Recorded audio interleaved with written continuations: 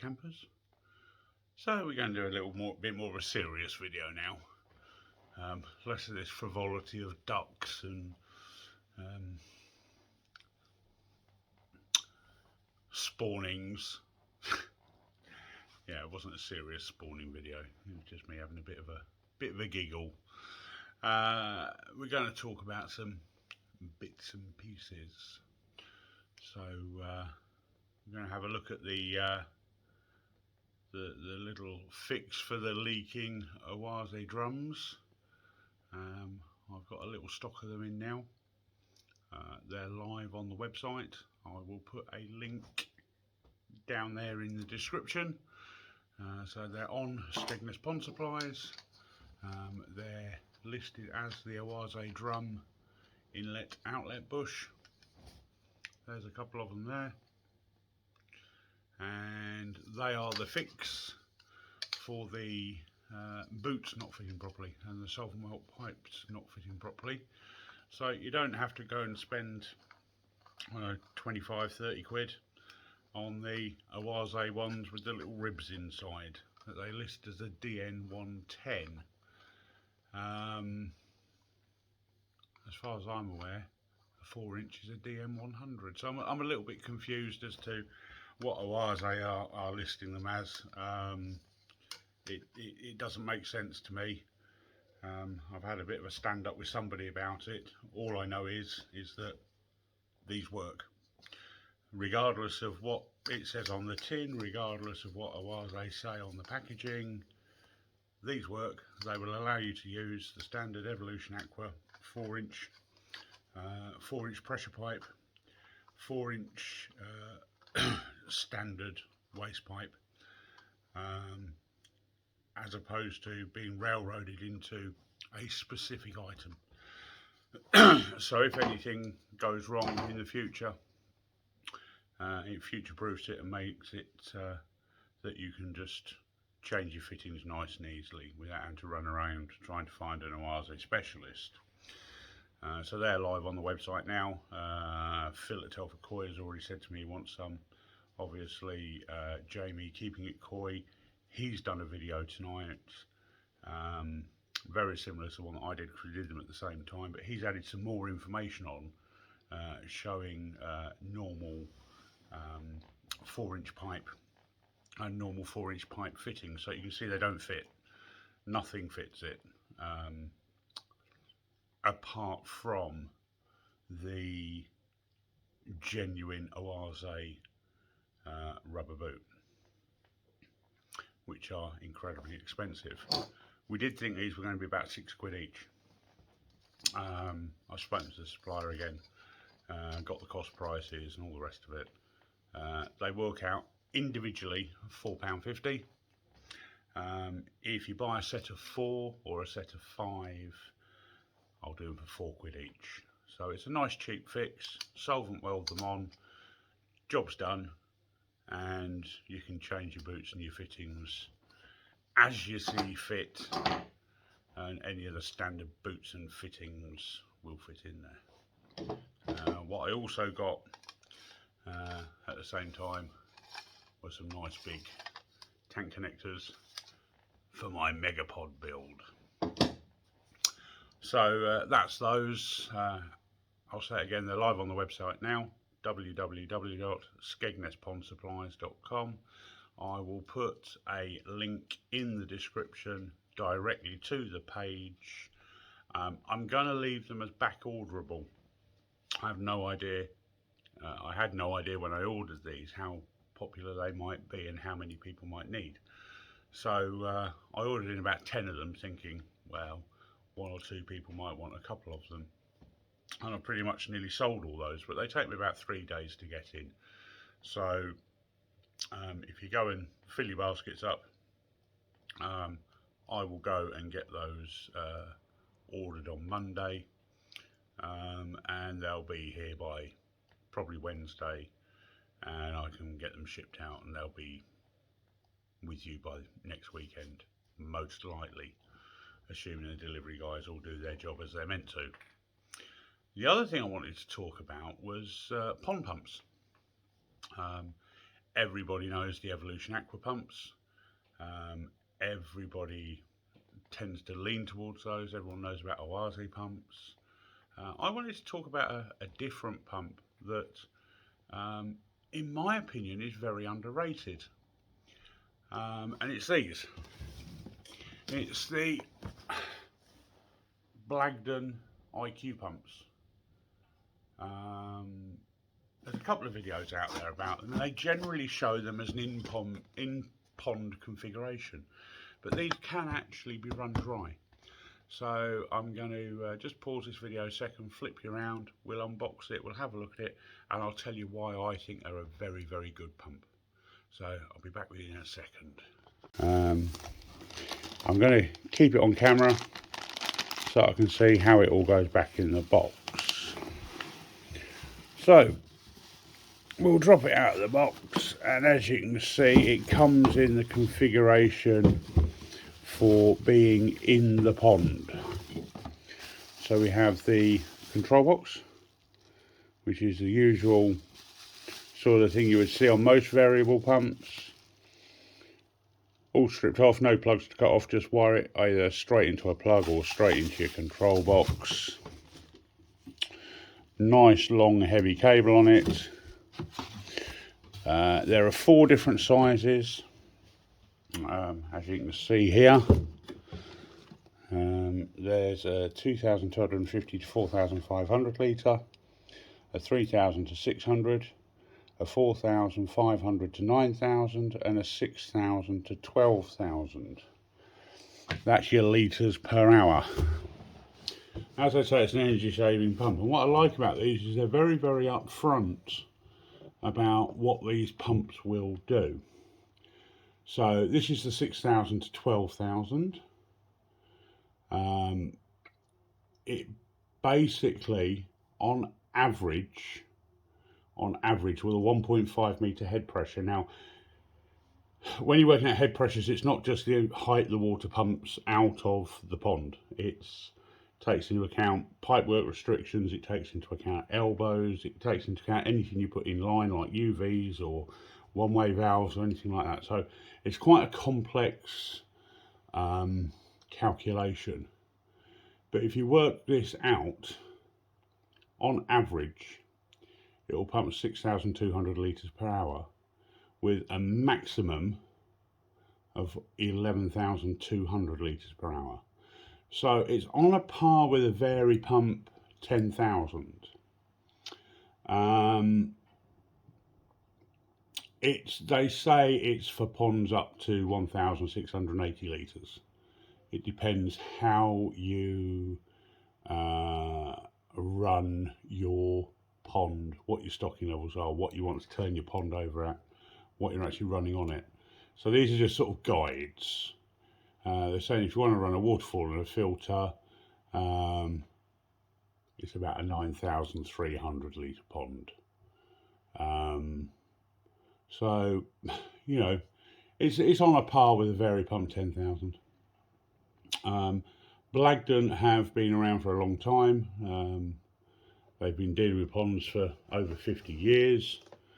It has an adjustable power, and it goes up to 85 watts. So it's a little bit more energy efficient than the 10,000 Vari pump as far as I'm aware. And, you know, it's going to save a few quid over a year. But what I really like about these pumps is that if you run them in the pond, they come with this awesome cage. Massive, great big cage around it. Keeps everything out of the way. Allows air, water flow right the way around it, 360 degrees. Every single angle of that is covered in, there's no area that it can't draw water from. It's got these lovely handles on the top, so it's easy to pull about, and the cage is just so easy to open. It literally comes apart in seconds. Okay, so we can take this all apart, but the great thing about it is that they can be run dry. and you can stand them any way up in your pond. So you can stand it up like that and pop your cage on, and you've got quite a small footprint, but it's quite high up in the water as well. So it's quite unobtrusive. Now, the first thing you'll notice about it is that the impeller cover is clear, and I think that's brilliant. The amount of times my Vary pump has blocked up with blanket weed or whatever, and you notice the flow's restricted, and you go and check everywhere, and all of a sudden you think, the impeller. This one, there's no guesswork. You just take a look. It's there. It's 4 screws. Off comes the impeller housing. Unblock it. Drop it back on. The impeller housing itself has been designed to allow maximum water flow. When you drop one of these in a pump, you really do get, if you've got nothing attached to here, you really do get a fountain come out the top. Saw a guy put the hose tail on and fire it up. He got a jet of water about 10 foot tall off it, which was quite impressive for a little pump. So they can be, they're a really, in my opinion, a really good pump. But what I really like about them is they have a run dry warning. So if you put it in your pond like that and your water level drops down here, the pump will stop. If the water level drops below here, the pump will stop. It will go, no, there's no water. It will turn off. It will not pump your pond dry. You'll still have that 8 inches of water in the bottom. It also tells you on the control box, it doesn't come up with an E003 that you have to guess. It says dry, add water. Okay. If the impeller jams up because something's got caught in it, it will tell you on the box, impeller jam. It actually says it in plain English, so you know exactly what's going on with the pump. The pump housing has this awesome heatsink on the back. I mean, look at that. That's never going to get warm. It's really well put together, really well thought out. A really nice piece of kit. The other thing I like about it is this connector goes straight into the bottom of the box. Now, I've had it with my Evolution Aqua pump, and I know other people that have had it with their Evolution Aqua pump. It's that connector on the Evolution Aqua pump, where it's on that little tail cable. If it's outside, water gets in that electrical connection and it shorts out, it trips your fuse, and it'll just trip your RCD, and that's it, your pump's off, end of. With this one being underneath like that, the water can't get into it anywhere near as easily. So once that box is situated, the water isn't really going to drip round this corner and down into the plug. So it solves a problem that I've had myself personally with an EA pump, and I know at least 2 other people that have had the same problem with the EA pumps tripping out with the water getting down into that electrical connector when the control box is situated outside, which they're designed to do, but for some reason the EA one doesn't like it very much, and everyone ends up taping up that joint. So as far as pumps go, I think pound for pound, compared to an EA Vary pump, these are, for me, a better pump. I think the cages on them are more versatile. All this caging can come off. You can feed the cabling through, you can take all this off, and you can run, as I say, you can run it dry or you can run it in pond. But personally, if I was buying a 10,000 litre pump, I would go for one of these over and above an EA every day of the week. I mean, that cage is just so easy to clean, to take off and clean and get into. It's fabulous, an absolutely fabulous little pump, and it's a pump that I feel really isn't talked about enough. The control box is just, it's so small compared to the EA control box. It is so small, and as I say, this one runs from 40 watts to 85 watts. So I run a 20,000 Vary pump, and most of the time I run that at about 50-60%. So I'm running 110 watts on a 20,000. This I can move the same amount of water using 85 watts. So, okay, might only be 20 or 30 watts, but soon adds up over the period of a year when it's running 24/7. So, as an energy saving pump, as a in-pond pump, I'm actually thinking about fitting one of these now to my skimmer line, because I'd like to put a vary pump on the skimmer, and I was thinking of fitting this one in my own pond, rather than doing an EA pump, because it'll be in the pond, and I just think it's a very neat way of doing it. I'll just take this end cage off and pipe it in, but yeah, it comes with the hose tail, you know, the usual fittings to go off the top. If you want to fit something onto this end, then you're obviously going to have to put a hose tail on there and sort it out. I think that runs up to about 1.5 inches by the look of it. That's what it looks like to me. And it even comes with the screws and wall plugs to mount the control box. So for me, pound for pound, I would go for one of these myself, over and above an EA pump. It comes with a 3-year guarantee. If I remember rightly, the EA pumps only come with a year. So just for that alone, just for that peace of mind alone, I'll be going with Blagdon. And Blagdon have also brought out a range of pumps like the vary pump, that are very, very similar to the Jekod pumps. And I'll be looking at getting some of those in as well. But if you've got a pond that needs moving 10,000 litres of water,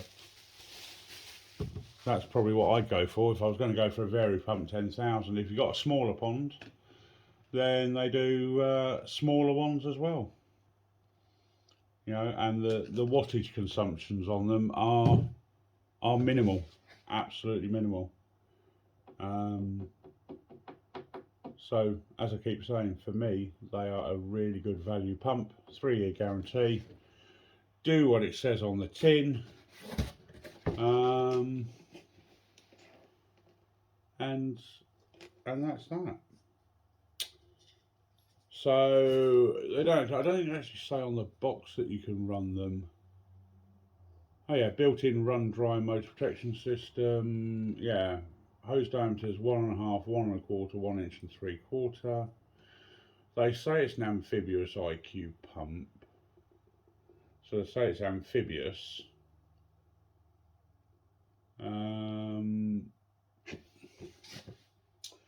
But I have seen these running dry as well. Although it doesn't seem to say on the box that they can run dry.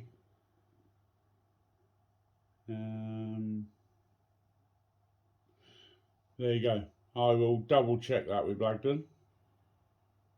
I'll give them a shout and say, right, I'd like to know for certain, because I've seen them being run dry.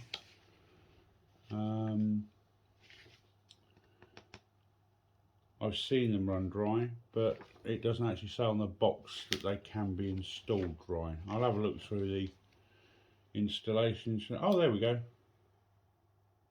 Yeah, it's there in the instructions. Look, it can be installed dry or wet.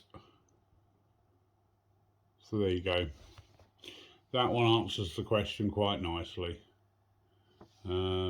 They apparently do an external running kit. Not I think you'd really need an external running kit, to be honest.